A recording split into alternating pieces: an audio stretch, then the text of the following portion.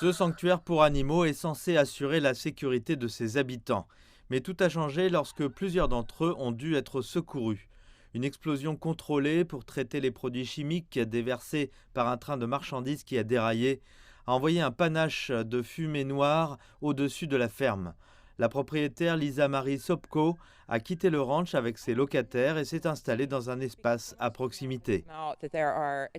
Je ne sais pas si je me sens en sécurité.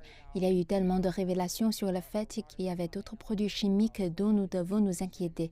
Maintenant, nous nous inquiétons pour notre approvisionnement en eau et la contamination du sol. Donc, je ne vais pas dire que je me sens en sécurité. Essayez d'être raisonnable et de ne pas paniquer, mais je ne dirais pas que je me sens en sécurité. Les autorités de l'Ohio avaient conseillé aux habitants de la région de ne boire que de l'eau en bouteille. Aujourd'hui, l'Agence de protection de l'environnement indique que les résultats des tests montrent que l'eau du robinet est sûre. On estime toutefois que 3500 poissons morts ont été trouvés dans les cours d'eau locaux. Les responsables affirment que la contamination est contenue et qu'elle n'affecte pas les réserves d'eau. L'administrateur de l'APE, Michael Reagan, s'est rendu à East Palestine pour évaluer les progrès du nettoyage et a déclaré que l'opérateur ferroviaire Norfolk Southern en serait tenu pour responsable.